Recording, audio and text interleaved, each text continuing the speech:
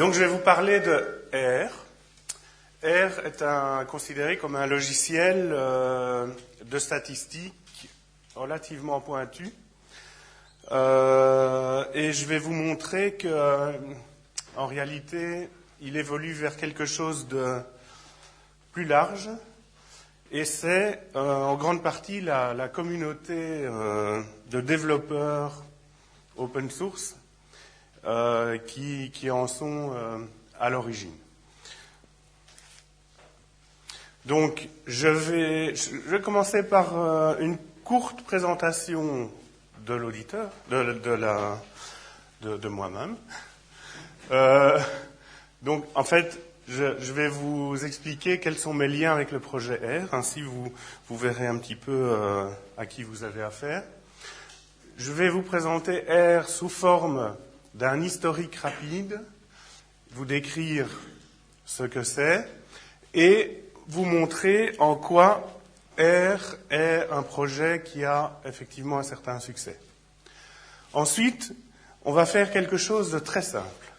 On va prendre un exemple simplissime et on va le développer selon différents points de vue.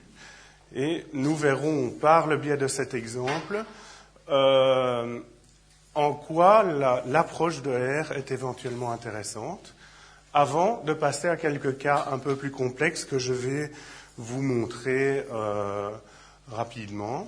Je vous parlerai ensuite de ce que j'appelle l'écosystème R, puis d'un logiciel, une interface graphique par-dessus R que nous développons qui s'appelle SciViews, pour finir par quelques conclusions. Avant toute chose, je voudrais placer un petit peu le contexte en décrivant un peu à qui je m'adresse quand je vais parler ici au cours de cet exposé de R.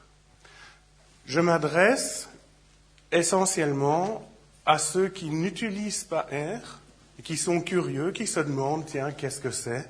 Est-ce que peut-être ça peut m'être utile? En réalité, aujourd'hui, R est relativement bien utilisé. Nous verrons quelques chiffres plus loin. Mais nous pouvons considérer que la grande majorité des utilisateurs potentiels de R s'ignorent. C'est-à-dire que R pourrait leur apporter quelque chose à chaque fois qu'ils ont des analyses à faire sur des données, des graphiques, des choses comme ça. Dans certains cas, R pourrait être l'outil idéal, mais n'est pas utilisé par ces personnes-là. Donc, pour différencier un petit peu les différentes catégories de personnes qui vont intervenir dans mon discours ici, j'ai choisi ce petit schtroumpf, BA, en train de faire sa sieste, comme représentant des utilisateurs avec un R majuscule, ceux qui utilisent R. Nous aurons aussi ceux que j'appelle les fêlés du tableur. Donc, ce n'est pas tout un chacun qui utilise un tableur pour faire un compte ou l'autre. Quand je parle des fêlés du tableur, c'est ceux qui s'acharnent vraiment à faire des analyses, à faire tout avec un tableur, et qui le poussent, je dirais, au-delà des possibilités de ce qu'un tableur peut faire. Alors, pour les représenter, j'ai choisi un petit schtroumpf qui se bouche les oreilles. Pourquoi? Parce que je dirais que c'est pour moi, d'après mon expérience, la catégorie la plus difficile avec qui j'ai le plus de mal à dialoguer. Ce sont des gens qui ne veulent même pas écouter les arguments qu'on peut avoir, la plupart du temps. Nous avons aussi ce que j'appelle les prisonniers statistiques. Alors c'est quoi cette chose-là? Eh bien, ce sont des gens pour qui j'ai énormément d'estime. C'est des gens qui ont fait l'effort, s'ils ne sont pas statisticiens, de maîtriser un logiciel d'analyse statistique, de comprendre des techniques éventuellement complexes d'analyse de données, mais qui se sont, sans s'en rendre compte, laissés enfermer dans un logiciel qui est éventuellement fermer, et quand je dis fermer, cela signifie un logiciel qui a en quelque sorte décidé à l'avance quels sont les types d'analyses que l'on serait amené à faire. Et en fait, le fait d'utiliser ce genre de logiciel mène à une créativité qui est vraiment réduite. On a une série d'analyses prévues d'une certaine façon et tout le monde fait la même chose. Comme si les statistiques, c'était un outil barbant, certains vont le penser très fort, et tout à fait qui n'a qu'un seul rôle, c'est extraire une information d'un jeu de données, mais sans aucune créativité, sans aucune ingéniosité pour réaliser ça. C'est pas du tout ça. Et nous le verrons. Et alors, ce que j'appelle les techno-victimes, alors j'ai choisi le grand Schtroumpf pour les représenter. Ça, c'est les tout bons. C'est les pros, c'est les informaticiens qui maîtrisent à fond un langage de programmation, qui réalisent du code, des logiciels et qui sont toutes ces personnes qui font avancer le libre. Mais nous verrons que dans certains cas, s'ils utilisent leur langage, alors du C, du Java, du Python, par exemple, y compris pour certains types d'analyse de données, eh bien, cette catégorie-là pourrait aussi bénéficier de l'utilisation de R, parce que dans certains cas, R pourrait faire les choses plus rapidement ou un peu différemment que ce qu'eux font avec leur langage, mais nous verrons aussi qu'il y a une barrière à ce que ces techno-victimes, du point de vue de l'utilisation de R, peuvent réaliser. Voilà. Donc ça, c'est les quatre, je veux dire, catégories de personnes dont on va parler ici dans cet exposé. Alors, j'ouvre une parenthèse que je vais refermer rapidement, juste pour me présenter, pour vous dire, voilà, qui je suis, et donc pour que vous puissiez juger par vous-même de ce que je dis. Donc, je suis ingénieur agronome, je fais des biostatistiques et je travaille en écologie marine, ça on l'a dit. Je développe du logiciel R depuis une bonne dizaine d'années. Par exemple, Zoophytoimage, qui est un logiciel qui sert à analyser des images numériques de plancton et à déterminer de manière automatique la composition faunistique de ces échantillons de plancton. Donc aujourd'hui, on travaille encore beaucoup de manière manuelle, sous microscope, pour identifier ces échantillons. Ça prend 1 jour, à 2 jours, 3 jours, parfois pour un échantillon, c'est un gros travail. Et aujourd'hui, on est vraiment dans une phase d'automatisation de ça. Donc, on travaille dans ce sens. Un autre logiciel, c'est PASTEX, Package for the Analysis of Space-Time Ecological Series. C'est très spécifique, donc c'est l'analyse de séries spatio-temporelles.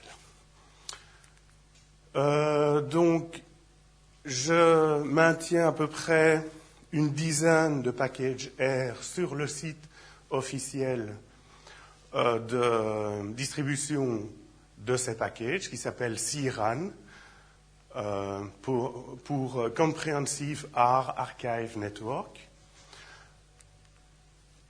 Je développe aussi, alors ça c'est un aspect qui me tient à cœur, je travaille sur le développement d'interfaces graphiques, notamment au-dessus de R, dans l'objectif notamment d'aider les gens à utiliser ce logiciel et d'aider entre autres mes étudiants en biologie, puisqu'ils sont amenés au cours des TP à utiliser également ce logiciel et à apprendre à l'utiliser. Donc, lié à ces interfaces graphiques, il y a sur le site web de R une partie qui présente les différentes interfaces graphiques existantes. Donc je gère cette page, ainsi que la mailing list spécialisée, SIG pour Special Interest Group in Graphical User Interface.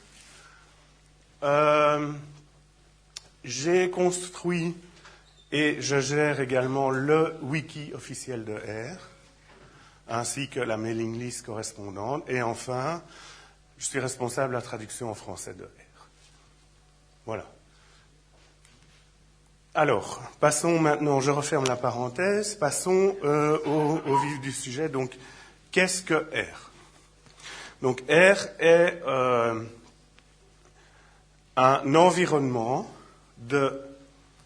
d'analyse de données, un environnement qui sert à générer, à partir de tableaux de données, des graphiques, des résultats numériques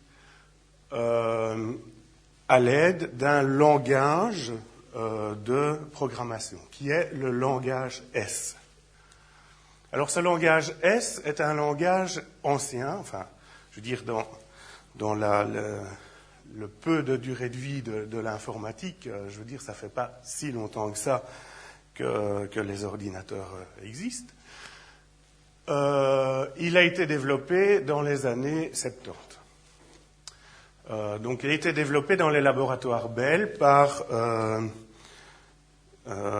plusieurs personnes, mais dont une personne se démarque, c'est John Chambers, qui a été dans le groupe d'origine de développement et qui a poursuivi ce développement après son départ des laboratoires Bell vers des versions successives, version 2, version 3, version 4 aujourd'hui, de ce langage. Il a d'ailleurs reçu différents prix pour son travail sur le langage S. Donc ça, c'est le point de départ. En 1988, une licence a été accordée à une société qui s'appelle Matsoft et qui a conçu une version commerciale autour du langage S c'est un logiciel qui s'appelle S+. S+ existe toujours aujourd'hui, mais il est passé depuis à plusieurs sociétés différentes. Et il a toujours été considéré, et il est toujours aujourd'hui considéré, comme étant un de ces logiciels statistiques très spécialisés dans un domaine auquel seul le spécialiste s'intéresse. Un peu plus tard, en 1996, deux professeurs de l'université d'Auckland en Nouvelle-Zélande se lancent dans une aventure. Ils sont séduits par le langage S, mais ils identifient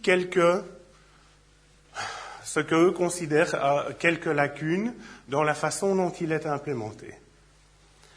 Alors, ils partent du langage Scheme, et à partir de ce langage-là, ils vont redévelopper un clone, si vous voulez, du langage S, qu'ils vont appeler R. Alors, pourquoi R? Certains disent qu'ils n'ont jamais voulu expliquer vraiment la raison, mais enfin on peut imaginer R est avant S dans l'alphabet. Ross Yaka, Robert Gentleman, c'est les initiales de leur prénom, enfin bon, on imagine plein de choses. Bon, R. R est distribué en open source dès le départ et séduit une petite dizaine de personnes qui se situent en Suisse, en Autriche, en Italie, en Allemagne essentiellement. Et ce petit groupe d'une dizaine de personnes qui va finir par former ce qu'on appelle le R Core Team vont être tellement actifs dans ce développement que d'une petite idée, d'un petit projet expérimental de Rossi Yaka et Robert Gentleman, ils vont en faire la version 1 de R, c'est-à-dire la version qui va implémenter complètement réimplémenter complètement la version 3 à l'époque du langage S. Et ça, c'était vraiment le tout début. de la version open source de ce langage. Alors, aujourd'hui, R a grandi. R est modulable. Donc, c'est-à-dire que toutes ces fonctionnalités sont implémentées dans des packages, y compris les fonctionnalités de base. Et pour vous donner une petite idée de l'ampleur de ces packages, on a environ une vingtaine de packages dits de base ou recommandés qui sont développés et maintenus par le R Core Team, distribués par défaut dans R quand vous l'installez. Mais ça, c'est vraiment que le sommet de l'iceberg. On va avoir sur CRAN, aujourd'hui, on a atteint 3675 packages différents, donc qui, eux, sont développés par la communauté du libre. Donc, vous imaginez bien que les 20 packages de la version de base, ils vont proposer des fonctions très classiques. Bon, tout ce qui est calcul, des graphiques de base, des analyses statistiques classiques comme de l'analyse de variance, de la régression linéaire, des tests d'hypothèse courants, le test de student, tout ça, tout le monde a entendu au moins une fois dans sa vie ces mots-là. C'est ce qu'on trouve dans les packages de base. Dans ces 3675 autres packages, on va trouver énormément de choses. On va trouver parmi ça des fonctions statistiques expérimentales nouvelles. On va trouver des applications qui sortent du cadre des statistiques. Par exemple, il y a un package qui s'appelle, bon, vous allez me dire que l'utilité est relative, mais il y a un package qui s'appelle Sudoku. Vous imaginez de ce qu'on peut faire avec. On peut faire en réalité beaucoup de choses. Alors, quelles sont les caractéristiques de R? Donc R, vous l'avez bien compris, est essentiellement un langage. Et au-dessus de ce langage, il y a relativement peu de choses, c'est-à-dire qu'il y a une ligne de commande. Donc R tourne dans une fenêtre console. Et on interagit à l'aide d'une ligne de commande. Alors ça, c'est quelque chose qui ne plaît pas énormément à quelques catégories de gens que j'ai évoqués précédemment. Et notamment, quelqu'un qui aime bien utiliser un tableur, c'est quelqu'un qui est enclin à plutôt utiliser un logiciel de type menu, boîte de dialogue, j'ai mon tableau, je vois ce qui se passe. Cette ligne de commande, elle ne me plaît pas. De même, un utilisateur qui s'est plongé à fond dans un logiciel statistique qui lui-même aussi est piloté par menu, boîte de dialogue, il ne va pas aimer cette approche-là, par ligne de commande. Si on regarde le langage qu'il y a derrière cette ligne de commande, quelques caractéristiques de ce langage, c'est un langage interprété. Bon, il y a depuis peu un compilateur qui crée du pseudocode, et encore, il est, je veux dire, à moitié expérimental encore. Donc on va vers du pseudocode, mais ça reste de l'interpréter. C'est un langage fonctionnel, c'est-à-dire on fait appel à des fonctions, mais autre caractéristique, la fonction, en principe, ne modifie rien en dehors d'elle-même.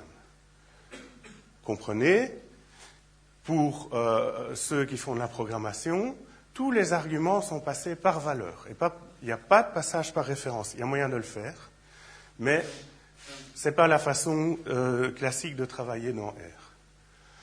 C'est un langage non typé, c'est-à-dire on n'a pas besoin de définir une variable, on n'a pas besoin de dire quelle sera la nature de cette variable, est-ce que c'est un nombre, est-ce que c'est une valeur logique, est-ce que c'est une chaîne de caractères, pas besoin.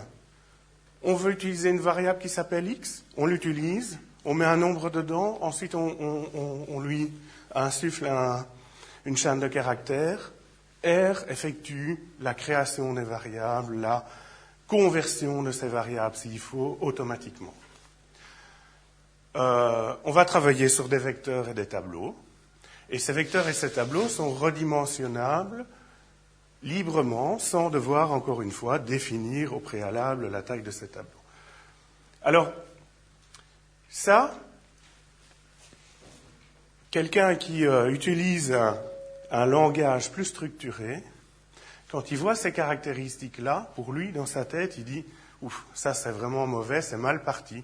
Pour moi, c'est un mauvais langage, désolé les gars. » En disant ça, il a probablement raison, mais en disant ça, il oublie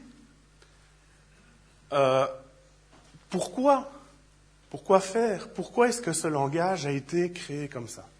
Ce langage a été créé comme ça pour fonctionner de manière interactive et pour libérer complètement l'esprit de l'utilisateur à tous ces aspects techniques et informatiques qui l'encombrent quand on fait de la programmation. L'objectif premier est de se concentrer sur ces données et de travailler sur ces données. Donc, tout ce qui concerne la déclaration de variables, l'obligation de définir la taille de tableau, l'obligation de compiler du code avant de pouvoir l'exécuter, tout ça, on met à la poubelle. Parce que c'est l'objectif de R. Une autre grande caractéristique, c'est que deux caractéristiques. Tout est objet dans R, première chose, et tous les objets qui contiennent des données sont tous vectorisés. C'est tout des vecteurs. Donc si on veut stocker un seul nombre, on va pouvoir le faire, mais pour R, ce nombre sera stocké dans un vecteur de longueur unité. Tout est vecteur. Et non seulement toutes les données sont vectorisées, mais en principe, toute opération qu'on fait sur ces vecteurs doit pouvoir fonctionner de manière vectorisée. Donc pour bien, parce que ce sera important pour la suite, pour bien m'assurer que tout le monde comprend bien ce que ça veut dire, j'ai pris ici un exemple simplissime pour montrer ce qu'est le calcul vectorisé. Donc un calcul simple, 1 plus 1 donne 2, il n'y a pas de vectorisation ici. Tout le monde sait faire ça. Quand je dis tout le monde, tous les langages font ce genre de calcul.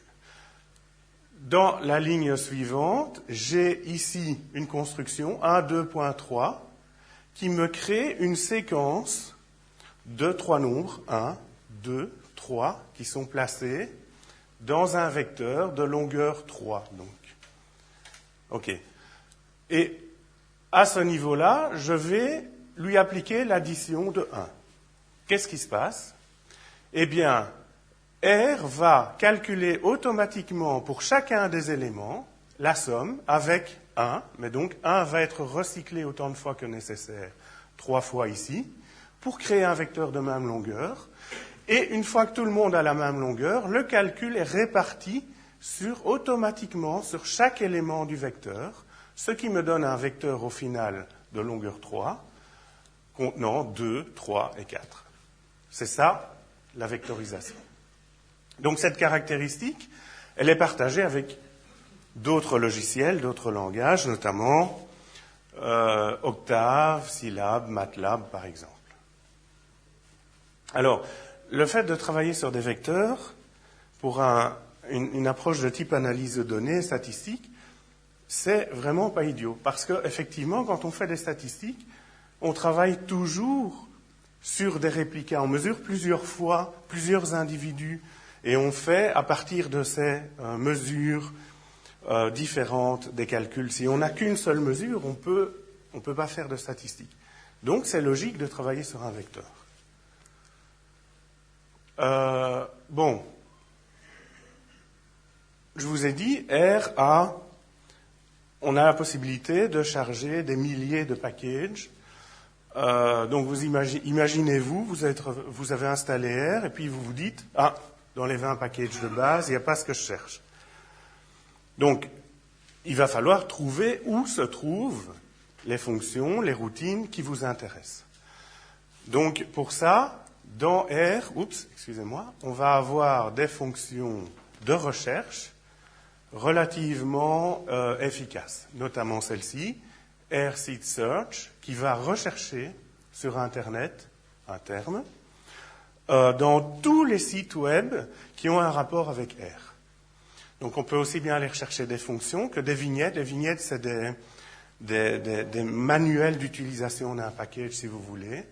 On peut aller rechercher dans les listes de mailing et on peut aller rechercher dans d'autres éléments, notamment ce qu'on appelle ici les task views, c'est-à-dire des pages web qui vont reprendre tous les packages qui ont un lien entre eux. Par exemple, tous les packages qui vont traiter des statistiques spatialisées, les géostatistiques, tous les packages qui vont traiter des séries temporelles, etc., etc. Et donc, vous voyez, ici, j'ai fait une recherche d'un truc un peu exotique, Random Forest, c'est une technique de stats, bon. J'ai un nombre relativement conséquent, comme vous pouvez le voir, de résultats. La plupart du temps, les résultats dans cette page de recherche sont classés dans un bon ordre. C'est-à-dire que dans la première page, dans les 20 premiers résultats, je dirais, généralement, on trouve vraiment ce qu'on recherche. Donc ça, c'est très utile. D'autres aspects importants aussi de R.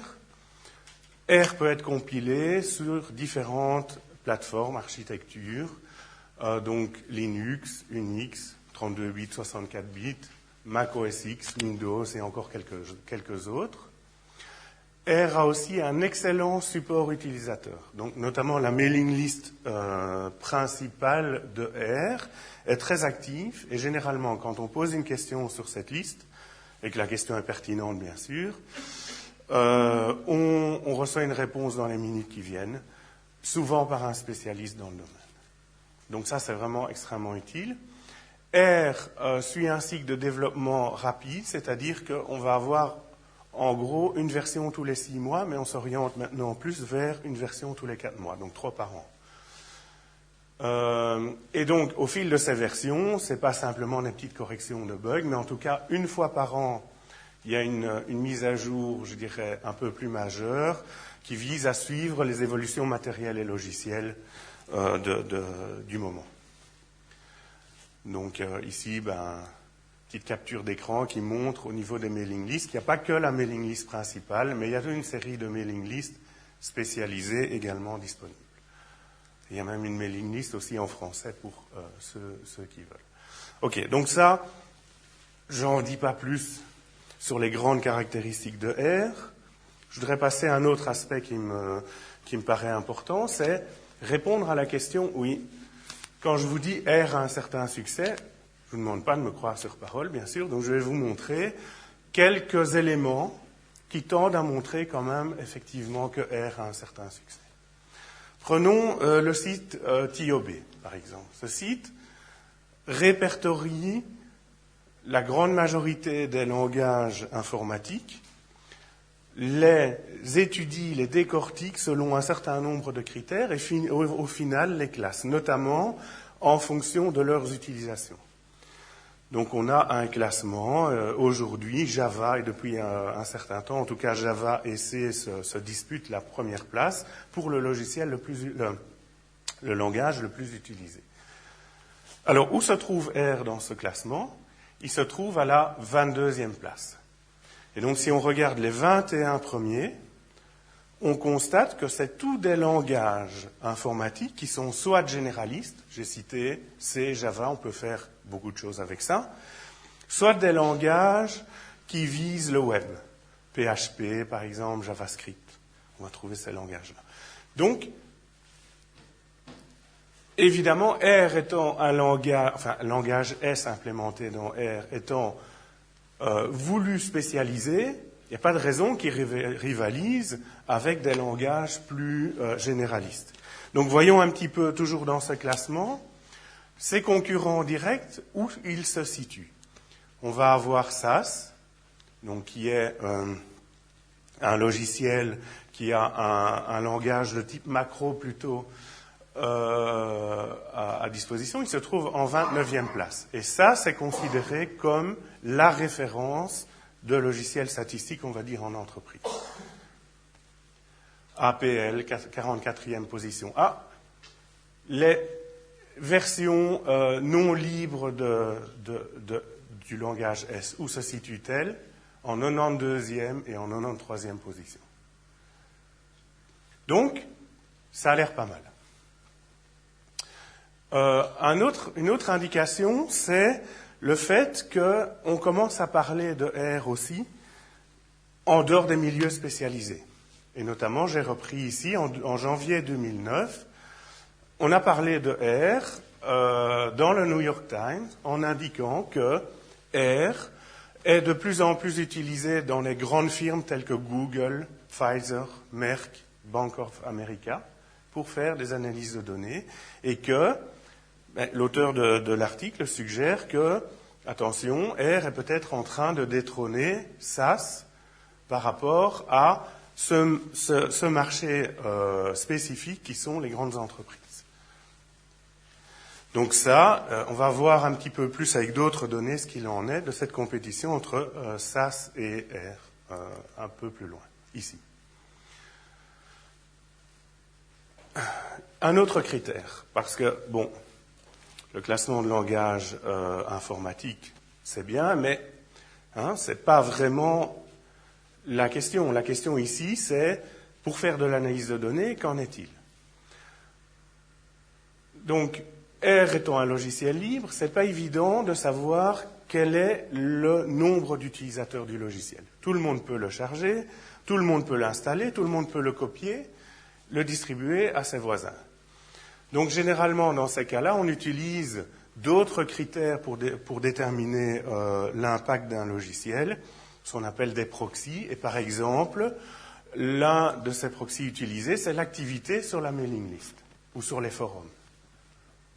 Et donc, si on compare l'activité des mailing lists respectives de quelques logiciels, je dirais phares en statistique, on retrouve SAS ici, Stata ici, SPSS, S+, ça vous dit peut-être quelque chose. On voit effectivement que dans les années 2000, et même avant, SAS dominait, de ce critère-là en tout cas. Mais on voit aussi que R est né ici, n'oubliez pas, donc on part de zéro, mais c'est normal, avant il n'y avait pas. R a une croissance très forte et vers les années 2006, au niveau des années 2006, a rattrapé SAS en termes d'activité sur la mailing list. Et depuis, l'a dépassé. Attention, Stata ici grimpe également. Bon, un critère. Maintenant, vous allez me dire, et enfin, je le pense aussi, l'activité sur une mailing list, ça veut pas nécessairement, ça représente pas nécessairement un gage de qualité pour un logiciel. Effectivement, on peut avoir beaucoup de gens sur une mailing list parce qu'ils ont du mal à utiliser le logiciel, parce que la documentation est mal écrite, parce que c'est plein de bugs, et donc tout le monde va sur la mailing list pour poser des questions, pour se plaindre. Donc, choisissons un autre critère plutôt. Et celui-ci me plaît bien. C'est un site qui s'appelle Kaggle et qui offre la possibilité à une entreprise, à un particulier, toute personne qui veut résoudre un problème de statistique ou d'analyse de données, de poser une question sous forme d'un challenge. Et éventuellement d'offrir même un prix pour le gagnant, histoire de stimuler un petit peu les gens. Toute personne peut se loguer, voir un petit peu les challenges et se dire « Ah, celui-là, je vais essayer de le gagner ». Et depuis que le site existe, il y a plus de 7000 compétitions qui ont été clôturées. Donc, c'est quand même un certain nombre de données qui sont à disposition ici. Alors, voyons un petit peu le résultat, si vous voulez, pour toutes ces compétitions qui ont été clôturées. Quels sont les logiciels, quels sont les langages qui ont été utilisés? Bien, on constate que parmi les compétiteurs, la plupart d'entre eux ont utilisé quoi? R. Voyez ici. MATLAB ensuite, SAS, on retrouve bien sûr des ténors. On va retrouver Java et C++ éventuellement, mais R domine. Et plus intéressant encore, si on compare, non pas parmi les compétiteurs, mais parmi les gagnants de ces compétitions, la part de R est encore plus grande. Plus de la moitié des compétitions ont été gagnées par un logiciel qui a été écrit dans R. Donc ça, je trouve que c'est quand même relativement convaincant parce qu'on se trouve vraiment face à des problèmes réels, concrets, qui sont à résoudre, qui ont été résolus et qui ont été résolus avec R. Un autre point de vue, la littérature scientifique. Ça, c'est par contre, le résultat est différent, donc surprenant et intéressant à la fois.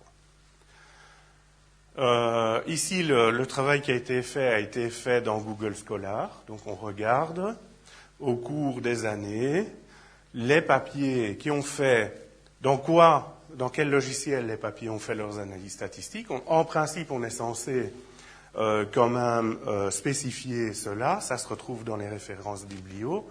Pour R, la référence à R est indiquée clairement dans le logiciel et dans la documentation. Donc on peut faire cette recherche. En principe, si les auteurs ont bien travaillé, la référence se trouve dans les papiers.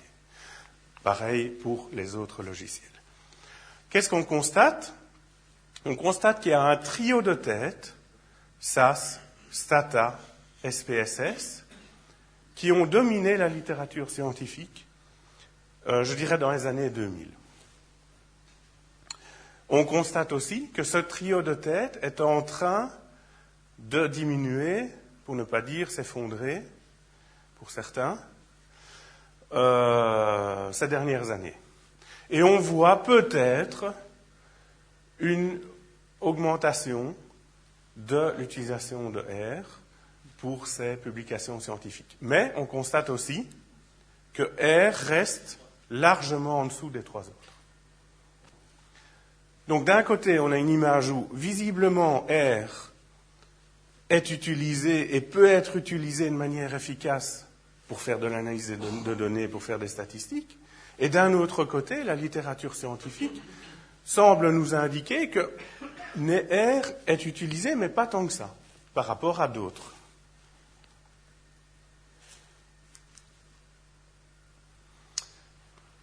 Quelle est l'évolution de R? Un critère qu'on pourrait prendre en compte, c'est l'évolution dans le temps du nombre de packages sur le site officiel, donc CIRAN, vous vous rappelez, distribués sur le site officiel. Et quand on fait ce graphique, on a la joie, pour quelqu'un qui s'amuse à ajuster des modèles mathématiques dans des données, on a la joie de pouvoir ajuster une magnifique courbe exponentielle croissante. Et je dois avouer que j'aurais parié ici, j'aurais vraiment parié ici que c'est une sigmoïde et qu'on allait avoir un comportement comme ceci. Une sigmoïde, vous savez, c'est une courbe en S. Donc, la croissance exponentielle, elle ne peut pas se continuer indéfiniment, c'est sûr. Mais où est-ce que ça va s'arrêter? Franchement, je vous dis, j'aurais parié ici, au début des années, dans les années 2008, 2009, 2010, on verrait une inflexion. Et puis non, l'année suivante encore plus, et l'année suivante encore plus, et en 2012 encore plus. Donc, R est vraiment dans une phase de développement exponentiel. On va essayer de décortiquer un petit peu ça et de comprendre pourquoi, un peu plus loin. Avant toute chose, je vous ai présenté les caractéristiques générales de R. J'ai essayé de vous convaincre de manière, je dirais, impartiale et à l'aide de concret que R est réellement quelque chose qui marche bien et qui est bien utilisé de par le monde.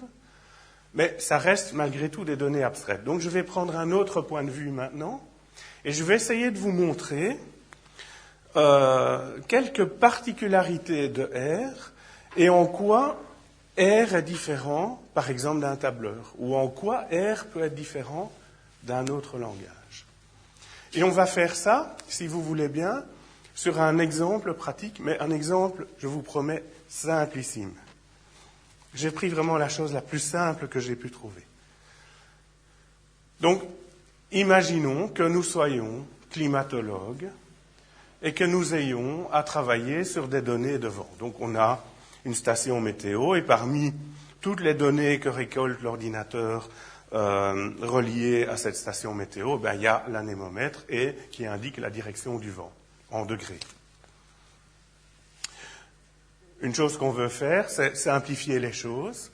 Et donc, au lieu d'exprimer notre vent en degrés, on veut simplement savoir dans quel secteur, nord-est, sud-est, sud-ouest ou nord-ouest, le vent souffle. C'est simple, d'accord? Alors, si vous voulez bien, on va prendre d'abord le point de vue de la personne qui utilise un tableur. Donc, dans un tableur, j'ai pris au hasard LibreOffice Calc. Bon, on va d'abord se demander comment on va faire cette conversion. On pourrait faire un certain nombre de conditions. If la valeur en degrés est inférieure à 90, c'est le secteur 1. Si c'est entre 90 et 180, etc. Il y a plus intelligent. Il y a cette petite formule-là, toute simple, qui fait appel à une division entière. Si je prends ma valeur en degrés, que je lui additionne 89, et ensuite que je fais une division entière par 90, toutes les valeurs entre 1 et 90 donneront secteur 1, toutes les valeurs entre 91 et 180 donneront secteur 2, entre 180 et 270 donneront secteur 3, et entre 271 et 360 degrés donneront secteur 4. Donc c'est très facile. Petite astuce juste, c'est que cette division entière, elle porte un nom un peu barbare dans le tableur, s'appelle quotient, mais on peut la trouver, c'est pas un problème. Donc j'ouvre mon tableur, j'ouvre une feuille, et dans la cellule B2, je vais écrire cette formule. Quotient de A2, la valeur qui sera là, plus 89, division entière par 90. Facile.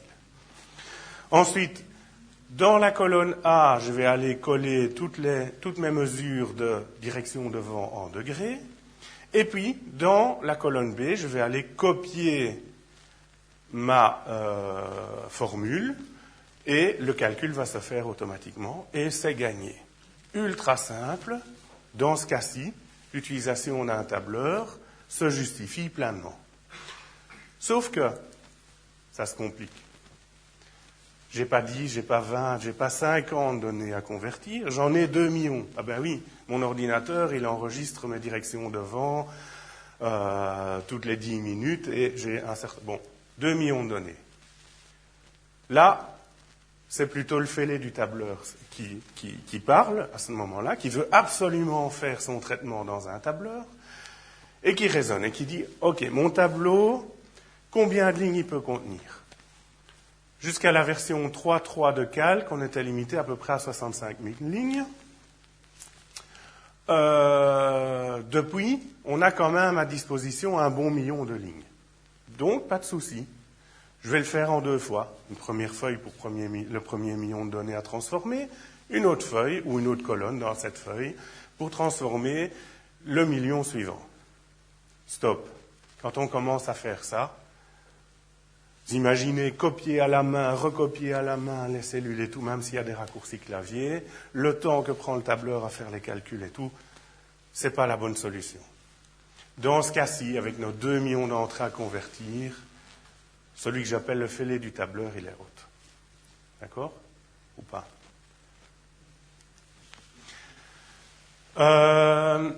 J'ouvre une petite parenthèse, tiens, tant qu'à parler de ça. Au fond, pourquoi utiliser un tableur n'est pas une bonne chose pour faire de l'analyse de données? Il y a quelques autres arguments supplémentaires. Le tableur mélange des données et des calculs. Du coup, c'est difficile à comprendre, difficile à déboguer. Le recalcul d'une feuille n'est pas linéaire. Il y a un algorithme qui décide quelle formule est recalculée avant quelle autre, mais on y perd un peu son latin.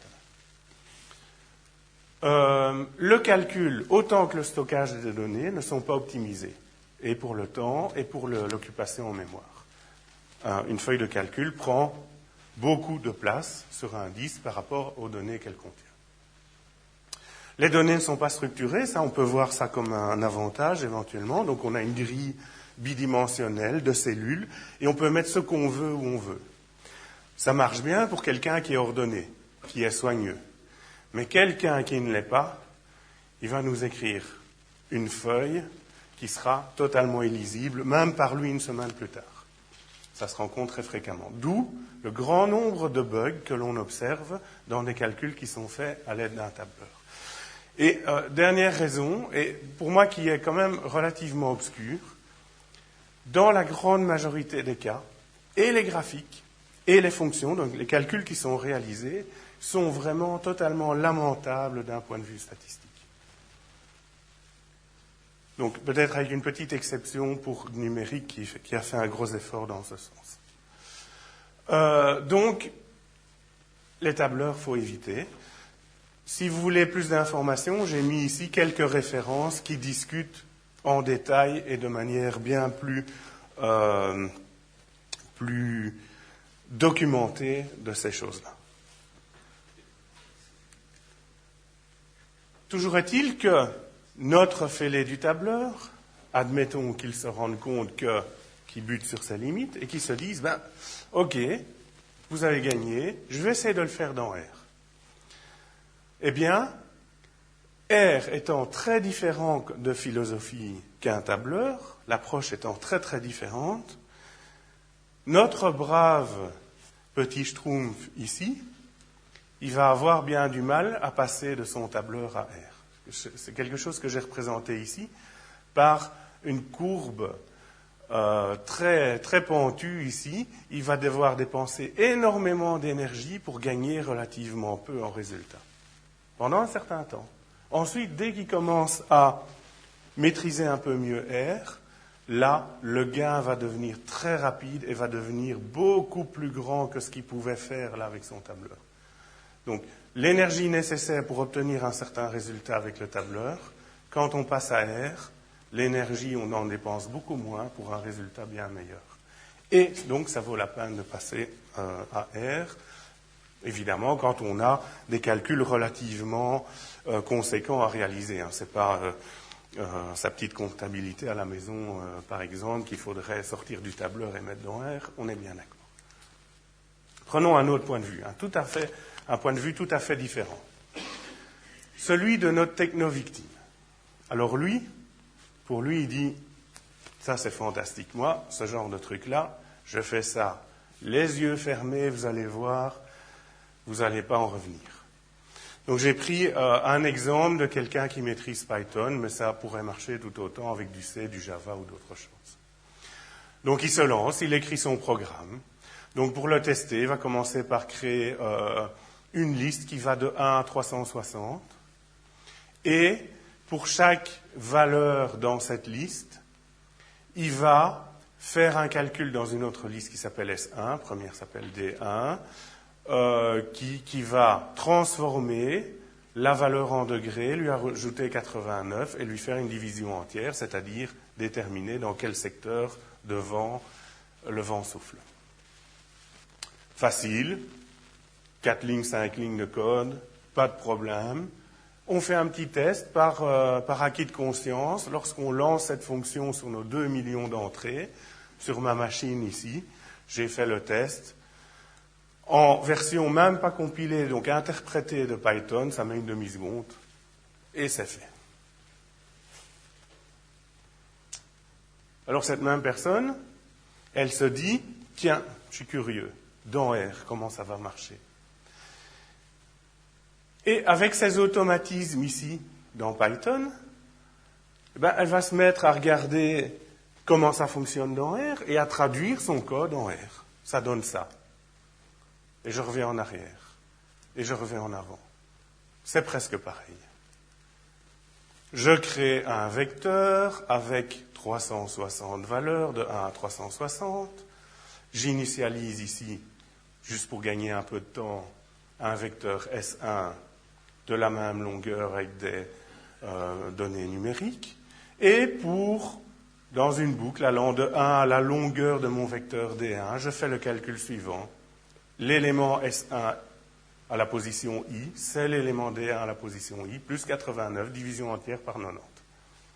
Je lance, ça marche. Je teste sur les 2 millions d'entrées, et sur la même machine, et qu'est-ce que je vois? R met 8 secondes pour faire ce calcul. 8 secondes, c'est rien dans une vie. Mais comparé aux demi-secondes que mettait Python, c'est vraiment lamentable, c'est 16 fois plus lent. D'accord? Donc la conclusion de notre techno-victime, c'est ce langage R. Déjà, il ne me plaisait pas au départ par ses caractéristiques, mais ça se confirme, c'est un langage absolument abominable, poubelle tout de suite, je reviens dans Python et je suis bien content. Alors, posons la question à notre utilisateur avec grand R. Qu'est-ce qu'il pense de tout ça? Alors, il va dire, oui, bon, le code, là, qu'on a ici, il est correct, il fonctionne, d'accord, mais ce n'est pas la bonne façon de résoudre le problème dans R. Ce n'est pas comme ça qu'on fait. On doit travailler autrement. On doit éviter les boucles. Et on peut éviter les boucles. Alors, avant de vous montrer la façon de le faire dans R, on va faire un petit exercice. Donc, vous rappelez un petit peu ici des choses. Vous voyez un petit peu la quantité de code nécessaire dans Python, le temps que ça prend dans Python, une demi-seconde. La quantité de code nécessaire quand on traduit dans R, 8 secondes, toujours sur la même machine. Je vais vous poser les questions suivantes. Avez-vous une idée? Ah oui, on va partir de quelque chose. Je vous donne un petit indice. On va partir de ce vecteur S qui va contenir tous les secteurs correspondant, donc 1, 2, 3, 4, 1 c'est nord-est, 2 c'est sud-est, etc., pour tous les angles allant de 1 à 360. C'est-à-dire qu'on va créer un vecteur qui va contenir 360 entrées, 90 fois 1, 90 fois 2, 90 fois 3, 90 fois 4. Et on va l'utiliser. C'est un petit indice. Première question. Est-ce que vous avez une idée de comment notre brave petit Schtroumpf ici va faire son calcul? Réfléchissez par vous-même. Deuxième question. Combien de lignes de code faudra-t-il? Là, j'en vois des petits malins qui se disent, ouais, il va me dire une ligne de code, mais il va me créer une ligne de code horrible qui va partir de là et qui va aller jusqu'au bout de la pièce ou presque, avec du code imbriqué l'un dans l'autre, juste pour pouvoir dire, moi les gars, je fais ça en une ligne de code.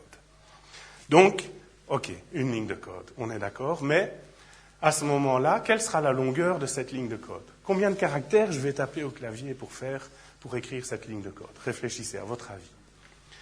Et dernière question, si mes 2 millions d'entrées, je les rentre dans un vecteur qui s'appelle D, pour fixer les idées, et que j'exécute ce code R, toujours sur ma machine de test, à votre avis, combien de temps ça va prendre pour faire cette conversion de 2 millions d'entrées? Donc réfléchissez un petit peu par vous-même, faites-vous une idée. C'est bon? Voilà la solution. Ça, c'est le code R qui fait mon calcul. S, ouvrir crochet, D, fermer crochet. 4 caractères. Qu'est-ce que ça fait, ce truc-là? Ça fait de l'indissage sur S. J'utilise les degrés pour indicer mon vecteur S 2 millions de fois. Et comme j'ai défini dans mon vecteur S la valeur que je veux pour le secteur en fonction des degrés, évidemment, il faut que mon indice soit entier. Mes degrés, en principe, c'est des nombres réels. Mais R va me faire 2 choses. D'abord, il va me faire une conversion automatique en entier, parce que c'est ça qu'il veut comme indice. Et il va me vectoriser le calcul. Donc, les 2 millions de fois qu'il va faire le calcul, c'est lui qui s'en charge. Il n'y a pas besoin d'écrire une boucle pour ça. Du coup, c'est très court, c'est très concis. Donc on peut voir ça comme un avantage. Un autre avantage, je ne sais pas si vous auriez parié là-dessus, 25 millisecondes. R mettra sur ma machine 25 millisecondes. C'est-à-dire 320 fois plus vite que le même calcul mais écrit dans un mauvais code R. Un mauvais code R qui a du bon code Python. Enfin, dans Python, on pourrait faire appel aussi à des librairies vectorisées, des choses comme ça, mais enfin du Python pur et dur. Alors, j'insiste tout de suite ici, ne me faites pas dire ce que je n'ai pas dit. Python est un très bon langage, structuré, rapide. La plupart du temps, il sera même plus rapide que R.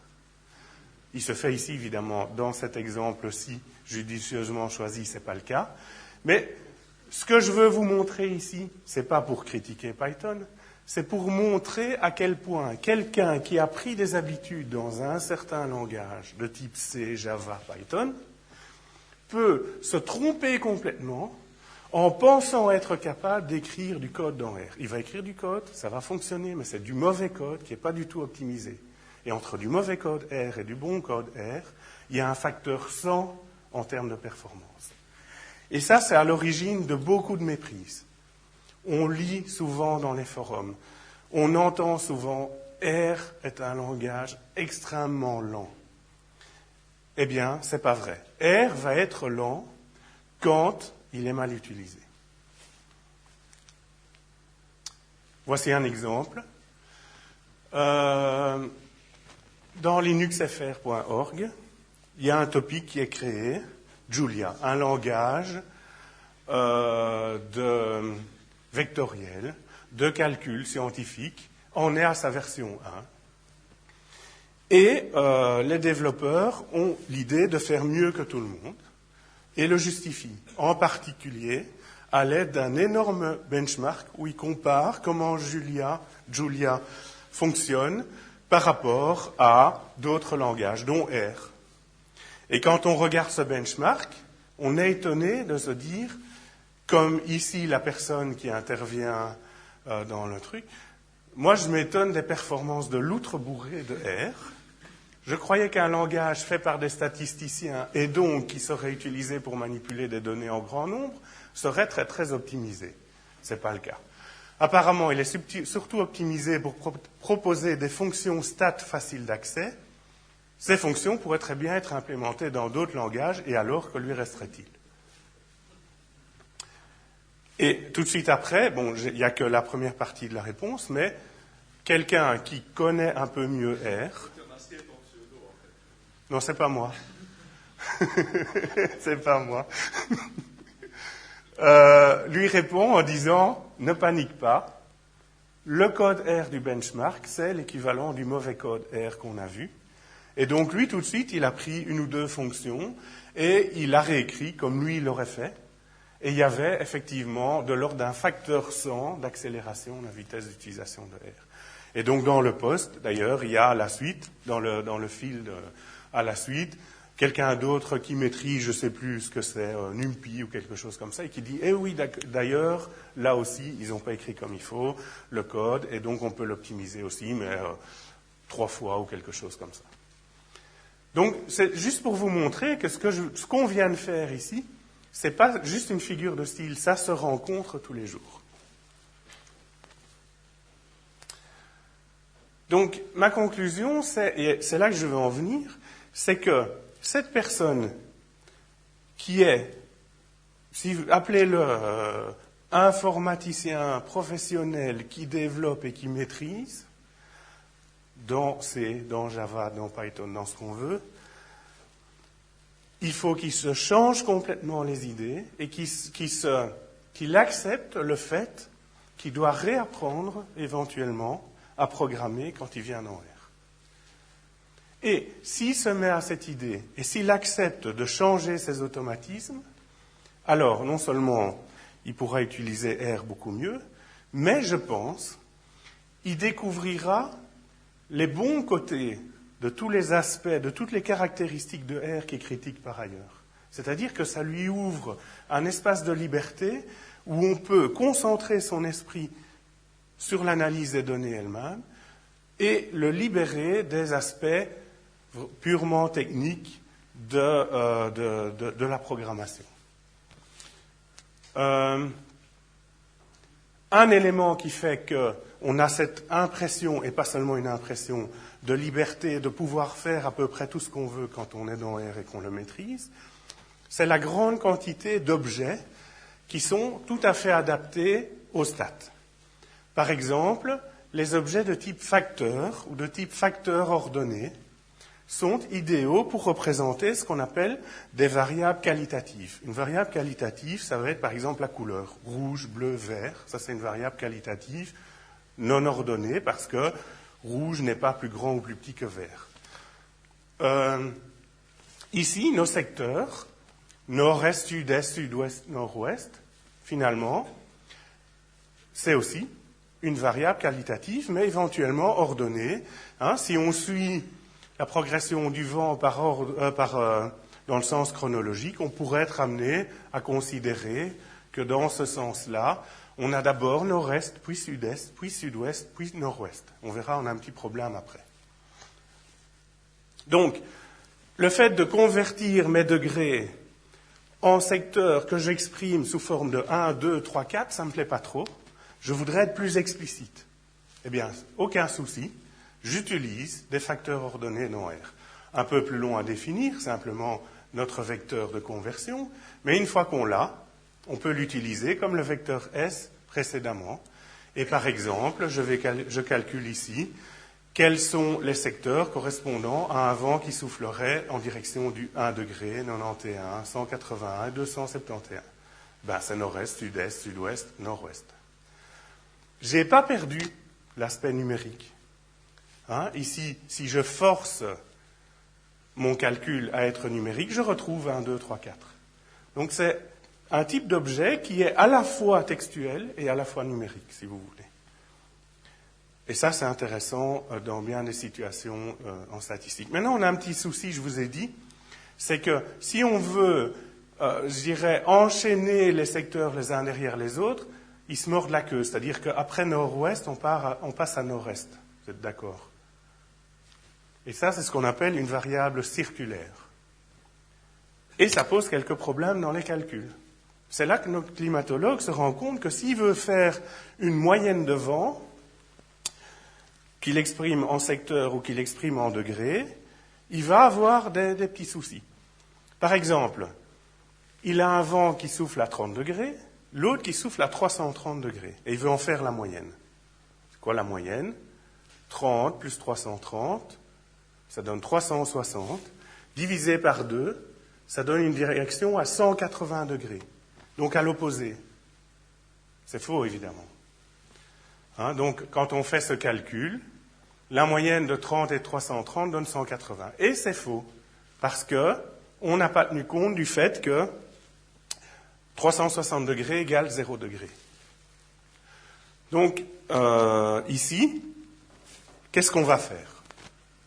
Dans R, on se dit, parmi les 3000 et quelques packages, il y a bien quelqu'un qui est déjà tombé sur le problème et qui a programmé quelque chose pour régler le petit souci que j'ai ici. Premier réflexe, une recherche. Donc je recherche variable circulaire et dans la première page, je trouve qu'il y a quelqu'un qui a développé un package qui s'appelle, comme par hasard, circular. Donc je l'installe, install package, on va chercher sur Internet le package, on l'installe. Ça prend 10 secondes. Je l'appelle, donc je dis que je veux utiliser les fonctions de circular. Là, je dois quand même ouvrir l'aide de ce package et regarder un petit peu comment ça fonctionne. Et donc, je constate qu'il y a la fonction circular qui me crée un objet du même nom. Et je dois lui donner un vecteur de nombre correspondant à ma variable circulaire et je dois lui spécifier dans quelle unité c'est, degrés, radians et encore quelques autres unités possibles. Et puis à partir de ce moment-là, je peux faire mes calculs et les calculs seront corrects. Donc ici, j'ai juste mis as integer en plus parce que mon objet D me donne toute une série d'informations les unités, quel type de variable circulaire, etc. J'avais plus la place dans ma DIA, donc j'ai juste mis as integer pour avoir juste la valeur mesurée, enfin à calculer, de la moyenne d'un vent soufflant à 30 degrés à 330 degrés, et le résultat est correct, 0 degré. Voilà. Donc, ça, c'est ce qu'on fait dans R. Maintenant, question, pour tous ceux qui ne sont pas convaincus, toutes ces catégories-là, qu'ils se demandent comment ils vont résoudre le problème s'ils ont une variable circulaire dans leur environnement. Et notamment, en combien de temps ils vont résoudre le problème. Pour rappel, 30 secondes pour trouver le package, moins d'une minute si on a une connexion Internet pour l'installer, 20 minutes pour lire la documentation, 5 minutes pour implémenter les 2-3 lignes nécessaires. Total, en moins d'une demi-heure, on a résolu notre problème dans R. Et ça, c'est un exemple très simple, évidemment. Donc, il faut imaginer quand on a affaire à quelque chose de plus complexe. Justement, des cas plus complexes, on va en parler un petit peu, très brièvement, parce que le temps passe. Donc, j'ai pas le temps, et je pense pas que ce soit vraiment très utile de faire une démo de R, de faire tourner, voir comment ça marche. R a un mode démo qui marche bien. On tape à la ligne de commande démo, ouvrir, fermer parenthèse, il liste toutes les démos qui existent, et puis on retape démo avec un démo-clé, et il lance la démo. Donc si vous êtes intéressé, si vous êtes curieux, installez R et lancez les démos, vous verrez tout ce qu'il y a moyen de faire avec R. Donc ici, je vais plutôt vous illustrer 4 cas, j'ai choisi 4 cas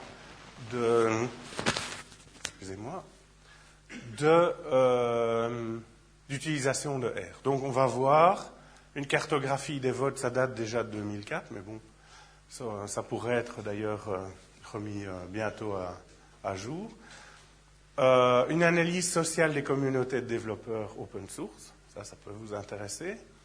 Alors, j'ai pris ici la modélisation de croissance d'oursins à l'aide d'un nouveau modèle, simplement parce que je connais bien le sujet. Et alors, je vais vous montrer une image, je vais vous suggérer que on peut utiliser aussi R dans un contexte très différent. Voilà la carte. Donc, rappelez-vous, en 2004, ça date, c'était George W. Bush contre Kerry. Républicain, les votes républicains ici sont en rouge, contre conservateurs, vote en bleu. Démocrate. Oui, merci Alain. Démocrate, bien sûr. Oui. Et donc, on connaît tous évidemment le résultat, c'est Bush qui a gagné essentiellement avec justement les États, et c'est pour ça que je pense au mot conservateur, les plus conservateurs des États-Unis. On voit aussi dans ce graphique les votes liés aux villes, et la taille des bulles a été choisie pour représenter en quelque sorte l'influence et le contraste entre la ville et la campagne environnante, où notamment on voit certaines villes ici, San Francisco, je pense, qui votent très différent de l'environnement, par exemple. Donc voilà, le genre de choses qu'on peut faire avec R. Je ne veux pas vous bassiner avec des stats, avec des démonstrations, là. Juste du visuel, quoi. Alors, à Mons, il y a une équipe, génie logiciel, qui étudie, décortique les développements open source, et notamment l'aspect social de ces développements, et ils le font en partie dans R. Donc ici, juste un résultat pour vous mettre un petit peu l'eau à la bouche peut-être. Ils ont comparé les interactions des personnes qui codent les logiciels.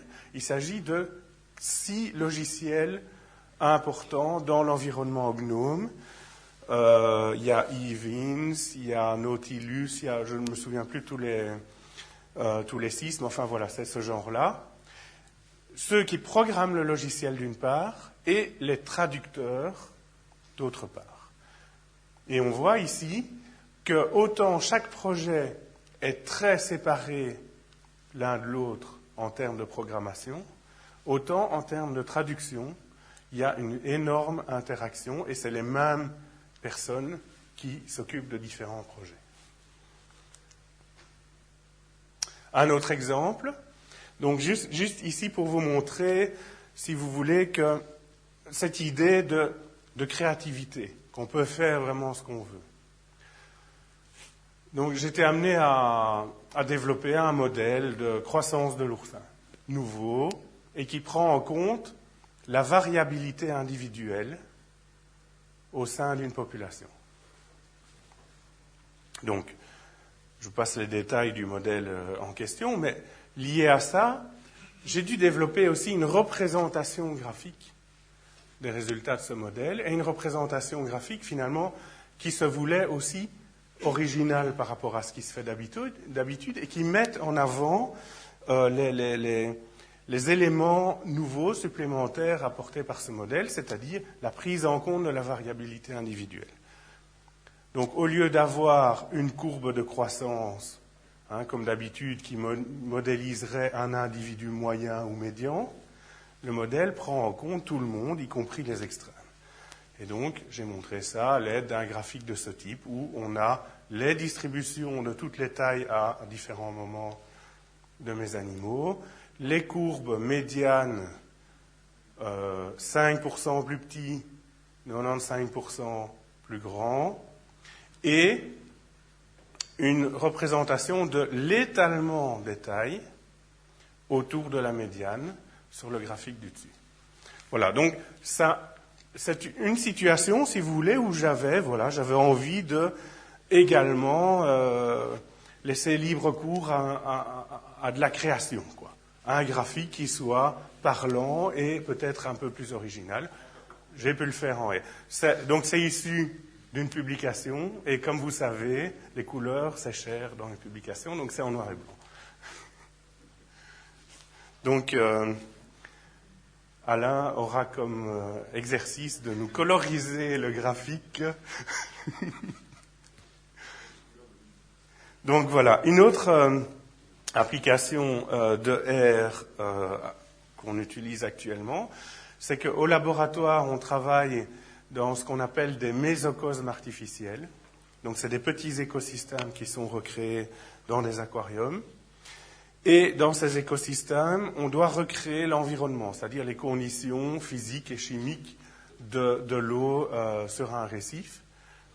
Et pour faire ça, on utilise R pour enregistrer les valeurs et pour piloter les appareils qui servent à réguler les paramètres. Ici l'oxygène. Alors, on a des variations, en fait, ici, parce que, en plus, on a un système qui permet de mesurer la respiration dans les dispositifs et qui mène à une petite chute momentanée de l'oxygène dans l'eau. Et c'est la pente qu'on mesure à chaque fois. Bon, peu importe. Donc, tout ça est calculé dans R. Pour la facilité, on a utilisé Google Vis pour visualiser les données, mais enfin, voilà. C'est quand même assez exotique et ça sort relativement beaucoup d'une application, je veux dire, statistique classique, quoi. Voilà quelques exemples de ce qu'on peut faire avec R. Donc, je reviens encore sur une catégorie, ce que j'appelle le prisonnier statistique. Si, en voyant ces applications, en voyant ces graphiques, vous vous dites « Ah, ça c'est pas mal, j'aimerais bien faire la même chose, mais avec mon logiciel, je ne sais pas trop comment faire. » Eh bien, peut-être, demandez-vous si vous ne faites pas partie de cette catégorie à ce moment-là. Peut-être que le logiciel que vous utilisez bride votre créativité, vous empêche de faire des choses comme ça, et donc, c'est peut-être dommage. Quand on fait de l'analyse de données, en fait, chaque cas est un cas particulier et il est vraiment impossible de prévoir toutes les situations qui vont se présenter à nous. Donc un logiciel qui voudrait de manière câblée comme ça dire voilà, telle analyse, ça se fait comme ça et je sors tel résultat et rien d'autre, eh bien ça va marcher dans un certain nombre de cas, mais pas tout le temps. L'approche de R est différente, elle ne cherche pas à prévoir ce qu'on veut faire. Le logiciel ne cherche pas à prévoir, ou les développeurs si vous voulez. Il livre simplement un environnement qui est comme un gros jeu de Lego. Vous avez les briques, à vous de les assembler. Et vous en faites ce que vous voulez avec. Et donc ça, évidemment, ça permet de laisser libre cours à son imagination. C'est ce que John Chambers appelle programmer avec des données. Dans son livre ici, qui décrit en fait la version 4 du langage S. Alors, revenons à ces milliers de packages développés autour de R. On va réfléchir un petit peu autour de ça, parce que c'est peut-être intéressant. Et au fond, qu'est-ce qui fait, on l'a vu dans les statistiques, le succès de R par rapport à S et à S+, sachant qu'ils se battent finalement, en quelque sorte, avec les mêmes armes, puisqu'ils sont tous basés sur le même langage S. Pourquoi R réussit-il mieux que S+? Il y a certainement plein d'explications possibles. L'une peut-être vient du fait que R est plus réactif. Il sort une version tous les 6 mois, S+, tous les 2 ans, 3 ans quand ça va bien. Moi, je pense qu'un élément clé, c'est le fait que le R Core Team ait vraiment investi énormément sur les outils de débogage et de compilation des packages R. Ils ont défini en fait un format complètement depuis zéro de la façon d'empacter du code, de rédiger l'aide, une rédaction de type LaTeX pour l'aide, et la façon de tester le logiciel, qui marche vraiment bien et qui permet de vérifier que le code dans ces packages R donne les résultats voulus et éventuellement de le mettre à jour au fil des versions de R. Donc ça mène à une meilleure qualité de code et de documentation que les deux autres. Le résultat, c'est que, lié au fait que R est open source, on a une large communauté de contributeurs qui se sont mis à utiliser ces outils de compilation de packages et ont effectivement créé tout cet écosystème de packages autour de R. Alors, cet écosystème, on l'a vu, grandit de manière exponentielle encore aujourd'hui. Pourquoi? Eh bien, j'avance cette explication. C'est un point de vue comme un autre, mais c'est celui qui me paraît relativement plausible. Je ne pense pas que ce soit les qualités du langage S qu'il y a derrière R qui attirent les utilisateurs. Ce n'est pas quelque chose qu'ils voient au premier abord. Ce qu'ils voient au premier abord, c'est l'écosystème, c'est les milliers de packages disponibles. Et donc ils se disent, moi, je veux analyser mes données, je vais investir dans un environnement, dans un langage, mais pas dans 10 000. Et j'ai l'impression que si j'apprends R, j'aurai accès à plus de méthodes, plus d'outils pour analyser mes données qu'un autre logiciel X ou Y. Et donc le fait que R sache faire beaucoup de choses, ça attire les gens. Alors cet utilisateur novice apprend à utiliser R, découvre les subtilités du langage et devient un expert avec grand R.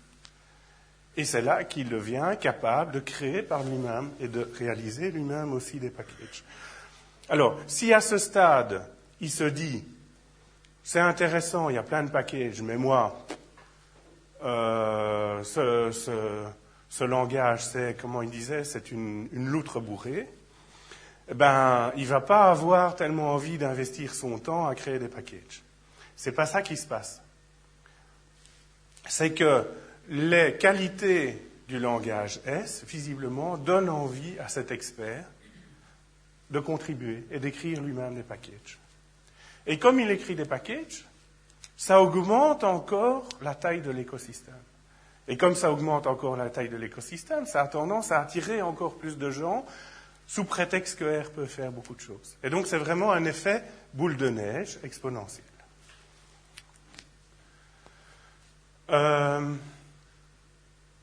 Je passe à autre chose ici. Donc on s'intéresse à R, bien. On peut faire beaucoup de choses avec R, mais il faut programmer. Donc, bon, moi, vous l'avez sans doute compris, je suis relativement convaincu de l'intérêt de R, et je suis aussi convaincu de l'intérêt, et ça, c'est pas simplement par l'utilisation de R pour résoudre des données, c'est d'un point de vue professionnel. Personnellement, j'ai eu beaucoup d'opportunités d'emploi, et puis ensuite de collaboration, et puis ensuite de contrats avec des entreprises, et toutes ces choses-là, par le fait que je maîtrise R. Donc je suis fondamentalement convaincu que dans un CV, le fait de pouvoir écrire « je maîtrise R », c'est vraiment un point positif pour un certain nombre de gens, bien sûr. Je parle de ceux que je connais, des biologistes, des chimistes, peut-être des mathématiciens, des physiciens, des sociologues, enfin des gens qui ont besoin d'analyser des données.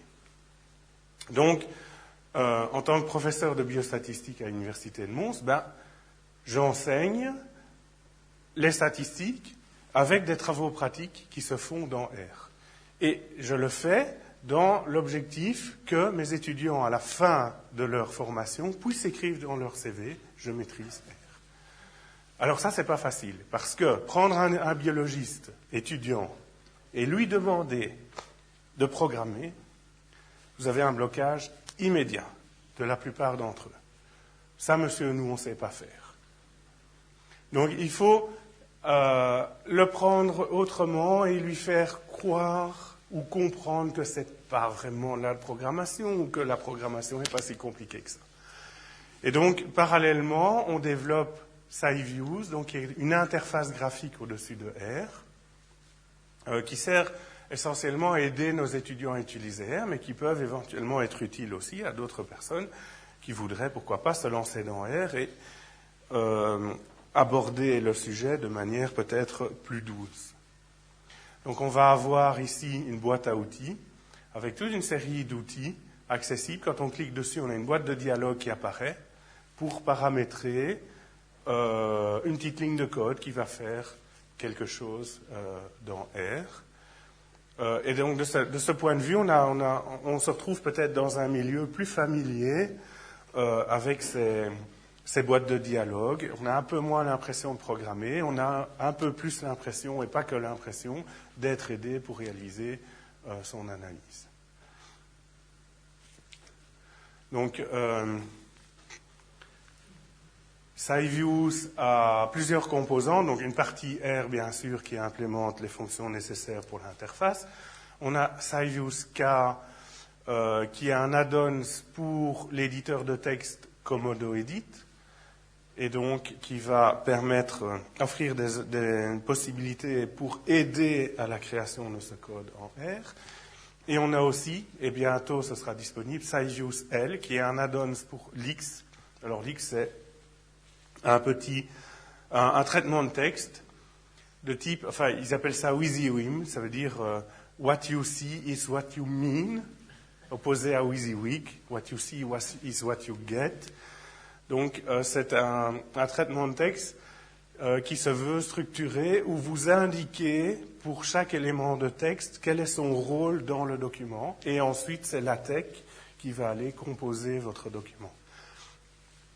Donc SciViews L offre toute une série d'outils au-dessus de l'X pour aller intégrer R via quelque chose qu'on appelle SWeave et qui va aller en fait imbriquer du code R dans des documents LaTeX et puis éventuellement exécuter ce code R pour générer un graphique ou un tableau directement à partir de votre document LaTeX. J'en dis pas plus, simplement je veux juste dire que la présentation qui est ici, elle a été élaborée avec ce logiciel. Voilà, il est temps de conclure. Donc, est-ce que R est vraiment pour tous? Ben, à vous d'en juger. Je ne cherche pas à convertir à tout prix tout le monde à R. La seule chose que j'essaye de faire, c'est de sensibiliser les gens à l'existence de ce logiciel et peut-être qu'il pourrait être utile à l'un ou l'autre, aiguillonner votre curiosité et j'espère, si c'est le cas, que certains d'entre vous vont l'essayer et peut-être encore une autre fraction va, pourquoi pas, l'adopter. Donc, pour vous aider, quelques références. Donc, les manuels sont relativement secs, on va dire, mais il y a pas mal d'informations déjà pour débuter. Cet ouvrage-ci est relativement ancien, Venable and Ripley, mais c'est avec lui que j'ai démarré. C'est un bon bouquin. J'aime bien aussi Verzani, et j'aime bien ceci, qui existe d'ailleurs sous forme PDF aussi, une version antérieure de l'ouvrage sous forme PDF disponible. R Inferno, c'est quoi? On voit R et le langage sous-jacent par le biais de toutes les petites difficultés qu'on est amené à rencontrer quand on aborde R. J'aime bien l'approche. Voilà. Je vais terminer ces conclusions en posant la question suivante. Est-ce qu'il y a un futur pour R? Bon, je pense que, moi j'en suis convaincu, peut-être que j'ai réussi à vous convaincre aussi, que R est quand même une valeur sûre en termes d'analyse de données et que probablement ça le sera encore pour quelques années. C'est cet écosystème R, donc tous ces packages développés par la communauté libre qui en font en grande partie la force, en plus des qualités de son langage par rapport à un objectif, j'analyse des données de manière interactive. Et R est d'ailleurs en train d'écraser la concurrence commerciale en termes de langage statistique. Ça, on peut dire que c'est devenu un fait. Alors, probablement que R sera détrôné un jour par un autre langage, par un autre environnement, par un autre logiciel. Je le souhaite si cet autre langage, cet autre logiciel est meilleur que R, c'est bien évident. Ça me semble faisable. Donc certaines personnes, certains développeurs, certains groupes silence. J'ai cité les gens qui développent Julia. Dans Python, il y a toute une série de projets pour amener Python à faire du travail sur des vecteurs ou des matrices et reprendre des idées dans R et les injecter dans Python, comme un projet qui s'appelle Panda. Bon, je leur souhaite évidemment de réussir leur objectif, mais simplement, j'ai l'impression qu'ils vont avoir une mission très difficile. C'est que pour concurrencer R, il faudra qu'ils développent un écosystème aussi large. Et il y a beaucoup de boulot, quoi, vraiment. Je pense quand même que R est un des bons exemples de succès du logiciel libre. Et je dirais que ce qui reste encore à faire visiblement quand on analyse un petit peu l'utilisation de R, c'est que R n'a pas encore l'impact qu'il pourrait avoir et les utilisateurs de R excusez-moi, restent relativement restreints par rapport à ce qu'ils pourraient être. Donc, essayez de sensibiliser un peu d'autres gens que des développeurs de la communauté libre, d'autres gens que des statisticiens, et leur faire comprendre que peut-être R peut être utile pour eux. En tout cas, c'est ce que j'ai essayé de faire ce soir. Voilà, je vous remercie. Je termine juste en indiquant que cette présentation a été réalisée avec du logiciel libre, et je remercie évidemment tous ceux qui ont écrit ces logiciels ou certains éléments, comme le template dans Beamer qui a été écrit par Christophe Trutzler, par exemple, OpenClipArt, etc. Voilà, merci.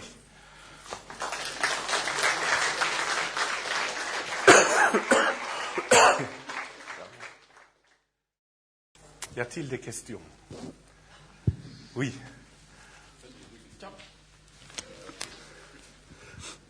Donc j'ai deux questions.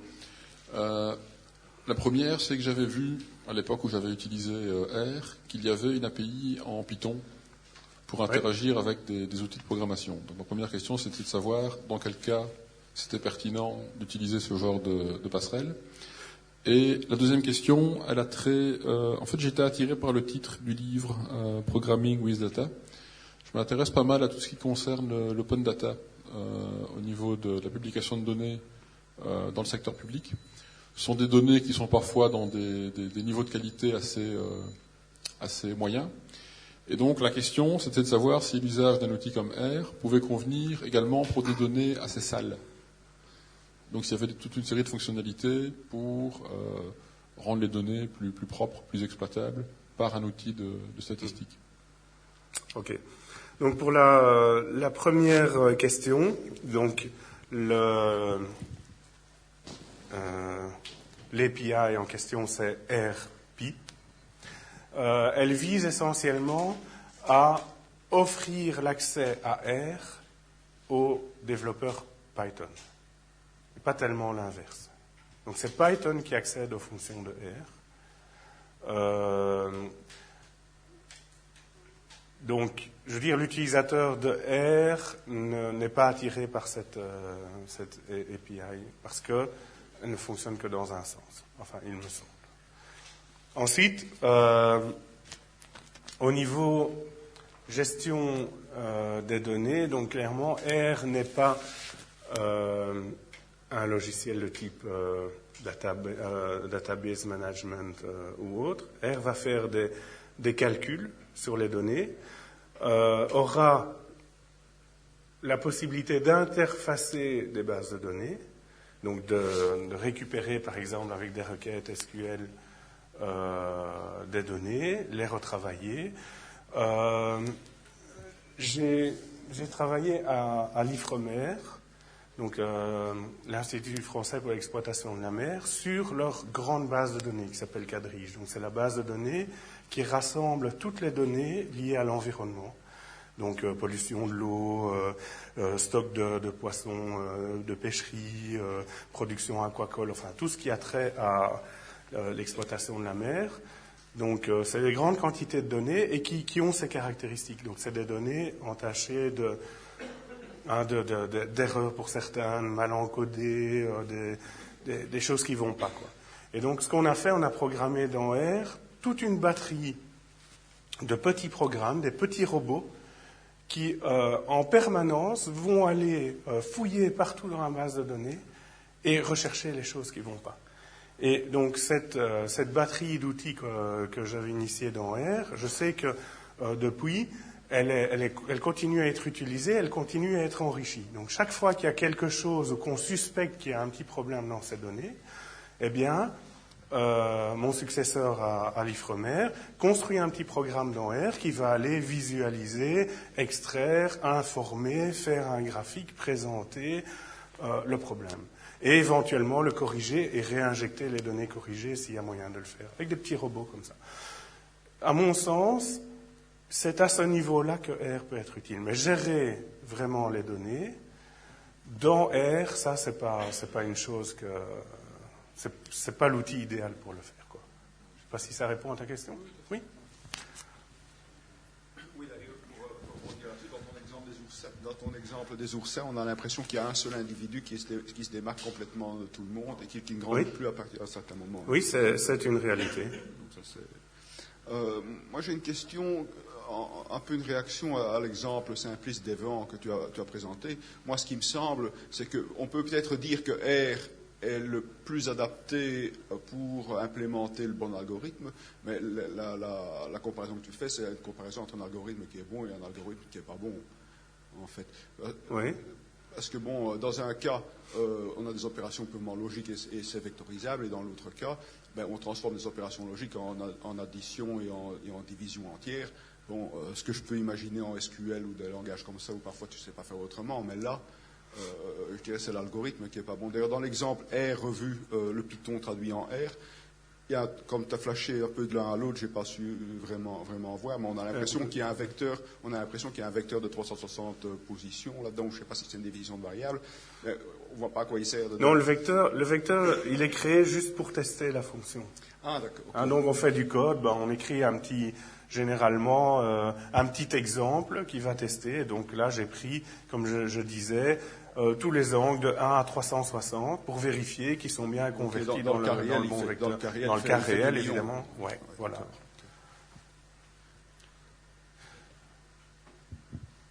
Donc ce que je voulais mettre en évidence ici, je pense que tout le monde est conscient qu'on peut écrire du bon code et qu'on peut écrire du mauvais code, et qu'il y a une différence de performance entre le bon et le mauvais code. Là, je veux dire, on enfonce des portes ouvertes, on est bien d'accord, mais là où ça devient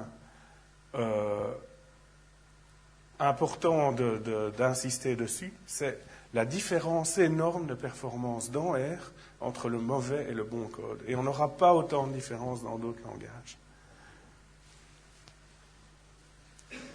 Oui ? Tu as dit que tu faisais de la reconnaissance d'images et des analyses de plancton avec R. Ça veut dire qu'il y a des bibliothèques de traitement d'images qui reprennent toutes les rubriques du genre segmentation, reconnaissance. Oui. Il y a... qui ont été réécrits alors qu'il y a... Non, on ne réécrit pas. On essaye de réutiliser quand ça existe. Donc il y a un logiciel qui marche pas mal. C'est pas du LI, mais c'est du domaine public. C'est ImageG. C'est écrit en Java. Et donc, il y a une interface entre R et Java. Et donc, on a écrit un package qui s'appelle R-ImageG et qui fait cette interface et qui permet d'injecter dans l'environnement R toutes les fonctions ImageG qui font la partie traitement d'image. Et ensuite, dans R, on a toute la partie de classification supervisée. Donc, en anglais, on dit machine learning. Toutes ces techniques qui vont aller... apprendre à reconnaître, sur base de caractéristiques de ces images, quelle espèce de plancton il s'agit. C'est la combinaison de tout ça qui forme zoophytoimage. Moi aussi j'ai une question, tu critiques les tableurs au niveau graphique, sortie graphique. Est-ce que ça veut dire au niveau visuel dans R il y a quelque chose? Parce que le seul exemple qu'on a vu, c'était quelque chose que tu as dû développer pour ajouter, et l'autre, c'était Google Vis. Est-ce qu'il y a vraiment une fonctionnalité sur la partie génération visuelle et autres qui est intéressante, ou c'est la partie cachée du produit? Non, oui, enfin Google Vis, oui, c'est vrai que j'aurais pu faire peut-être un graphique. Non, j'ai juste montré l'application avec Google Vis parce que c'est comme ça qu'on l'utilise. Donc dans R, il y a plusieurs approches pour faire des graphiques. Il y a ce qu'on appelle traditionnel, les outils qui font des graphiques de type Lattice, les outils qui font des graphiques ggplot. Donc il y a plusieurs implémentations et elles visent toutes à respecter les standards, je dirais, établis par les statisticiens, par des psychologues, etc., pour bien transmettre une information sous forme graphique. Donc des choses comme pas faire des trucs tape à l'œil, mais par exemple minimiser la quantité d'encre par rapport à l'information, respecter la vision et ses caractéristiques. Par exemple, quand on compare des niveaux, il vaut mieux faire des graphiques en barres et éventuellement en barres horizontales que verticales plutôt que faire des camemberts et des choses comme ça.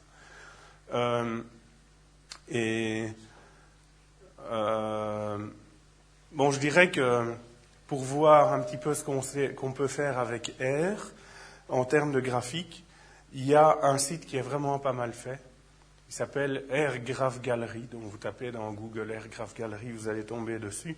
Il y a quelques centaines de graphiques qui sont répertoriés. Et là, vous verrez un petit peu, quand on parle de graphiques de type statistique, correct statistiquement parlant, de ce que je veux dire, quoi. Maintenant, il y a autre chose. R permet de faire des graphiques qui sont prêts à la publication. Donc, graphique vectoriel, avec tous les éléments qu'il faut. Éventuellement, s'il faut mettre en plein milieu du graphique une formule mathématique, on pourra la mettre, et des choses comme ça, quoi. De la transparence s'il faut, enfin, il y a tout ce qu'il faut pour réaliser un graphique de qualité. Mais je pense encore une fois que c'est plus à chacun de se faire une idée. Il y a des spécialistes de la présentation graphique, de la façon de rédiger, de réaliser un graphique, qui vous diront celui-là il est bien parce que, celui-là il est moins bien parce que.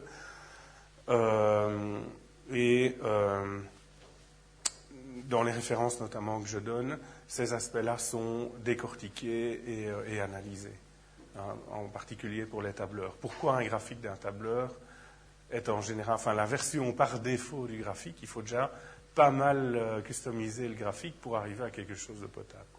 C'est pas moi qui le dis en fait, hein. Je reprends des informations que j'ai pu lire par ailleurs et je suis convaincu des démonstrations et des explications. Alors vous pouvez ne pas l'être. Bon. Que pensez-vous de MATLAB par rapport à... Alors MATLAB donc, est un langage vectoriel également. Est un langage qui pour moi, enfin quand on parle de MATLAB, c'est valable pour Octave, Scilab, enfin ce type de logiciel-là, qui va être très efficace dans certains types de traitements, par exemple du traitement du signal ou des choses comme ça. En général, MATLAB pour du travail sur des vecteurs et des matrices va être plus rapide que R. Mais pourquoi il sera plus rapide que R? Parce qu'il va être plus pauvre en type de données et en attributs, en métadonnées éventuellement qu'on pourra associer à notre objet. Donc quand on a un tableau de données, une matrice, de nombres, voilà, dans la réalité, ces données sont associées à un contexte. Il y a peut-être une unité dans ces nombres. Il y a quelqu'un qui a fait les mesures avec un certain appareil. Peut-être une courbe de calibration ou d'étalonnage de l'appareil qu'on voudrait associer à ça. Dans MATLAB, on n'aura pas autant de facilité que dans R d'aller associer tout ça dans un objet plus complexe et cohérent. Donc on va stocker un peu différents éléments sous forme d'objets plus simples. Donc c'est deux approches un petit peu différentes. Il y a des gens qui ne jurent que par MATLAB et qui font d'excellentes choses dans MATLAB. Maintenant, je pense quand même qu'il y a moins de possibilités en termes de traitement statistique. L'écosystème, entre guillemets, autour de MATLAB est moins développé dans ce sens, dans le sens statistique qu'autour de R.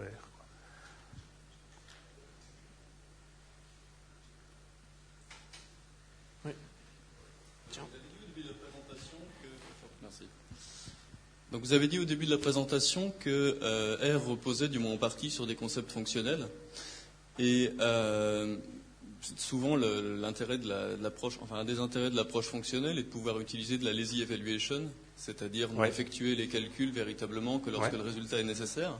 Mais est-ce que ça n'est pas tout simplement ça qui expliquerait la grande différence de performance que vous avez donnée dans l'exemple de la catégorisation des directions du vent, que en fait Python, au fur et à mesure que l'algorithme s'exécute, génère effectivement les résultats, tandis que dans le cadre de R, on va juste créer un lien et c'est au moment où on va extraire des informations qu'elles vont être calculées.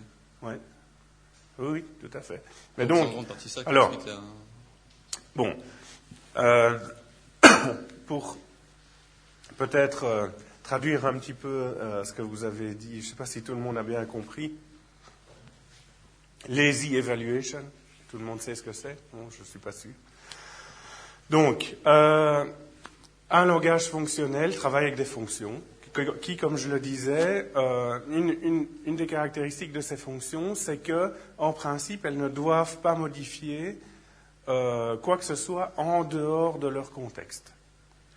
Donc, quand on passe un argument à une fonction, je ne sais pas, moi, on va calculer le carré d'un nombre, et l'argument, c'est x, ce nombre. On a deux façons de passer l'argument dans la fonction, par valeur et par référence. Si on passe par référence, on va simplement passer un pointeur vers un endroit en mémoire qui dira mon nombre que je veux traiter, il se trouve à cet endroit-là en mémoire. Donc on l'utilise, on ne l'utilise pas. Il n'y a pas de consommation, je dirais, de ressources processeurs pour ça, si on ne l'utilise pas. Si on l'utilise, on peut éventuellement être amené de manière involontaire à modifier ce qui se passe dans cette mémoire. Et quand on sort de la fonction, l'argument a été modifié involontairement. Alors, par contre, ça a plein d'avantages. Ne me faites pas dire ce que je n'ai pas dit. Quand on passe un argument par valeur, ça veut dire que, l'argument est stocké en mémoire quelque part, et au moment où on passe dans la fonction, on en fait une copie à l'intérieur de la fonction pour l'utiliser dans la fonction, de telle façon que si on modifie x dans la fonction, la version originale de x n'est pas modifiée. Ça, c'est passé par valeur. Alors, si on passe par valeur et qu'on n'utilise pas l'argument pour une raison x, y, par exemple, une fonction qui a plein d'arguments et tous ne sont pas tout le temps utilisés, eh bien, on va faire des copies inutiles. Donc, pour éviter les copies inutiles, les langages fonctionnels ont une méthode d'optimisation qui s'appelle lazy evaluation. C'est qu'on passe dans R ce qu'on appelle une promesse. C'est un bout de code qui s'exécutera si jamais on a besoin de l'argument. Et à ce moment-là, la copie est faite. Donc, une des conséquences de cette approche, c'est que ce n'est pas évident de déterminer quand est-ce que les objets sont copiés en mémoire. Et notamment quand on fait des appels successifs de fonctions à l'intérieur d'une boucle, ou même pire avec du code récursif, des choses comme ça, ce n'est pas évident de déterminer où on perd du temps dans le calcul. Et souvent, ce temps perdu, c'est du temps à faire des copies, de choses en mémoire. Et donc, c'est ça que tu veux mettre en évidence, effectivement. C'était aussi une certaine façon de demander si le benchmark n'est pas aussi biaisé, mais cette fois-ci en faveur de R, parce que dans ce cas-ci, R n'a pas vraiment calculé quelque chose. Ah, il n'a rien calculé. Il a fait de l'annexation. Mais, peu importe. D'un point de vue pratique, on a une question et on y répond sans faire de calcul. Où est le mal, quoi? Où est le mal?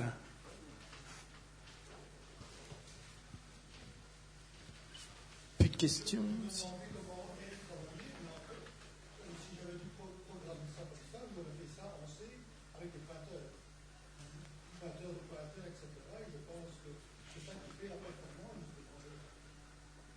Oui, mais donc, les pointeurs de R, tout le monde, je pense, est persuadé que c'est quelque chose de très performant, mais ça impose une discipline.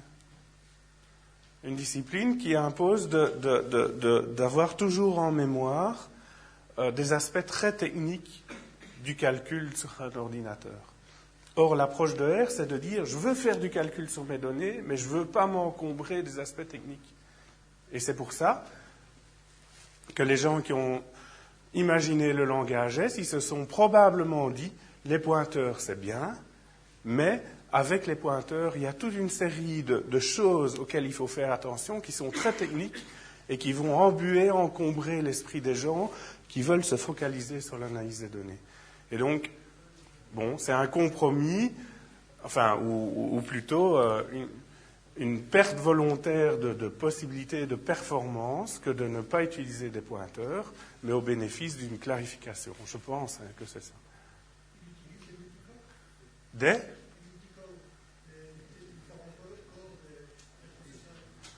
Oui, donc ça c'est tout récent. Enfin, il y avait déjà dans l'écosystème R différentes solutions pour faire du calcul en parallèle sur plusieurs processeurs, voire répartis sur un réseau. Et depuis peu, il y a un package qui s'appelle Parallèle et qui est développé par le R Core Team, qui reprend ce qu'ils considèrent eux être les meilleures idées pour aller paralléliser les calculs. Donc, non. Au départ pas. Merci Philippe. Je vous propose de passer dans le couloir pour le verre de l'amitié. Je vous remercie à tous.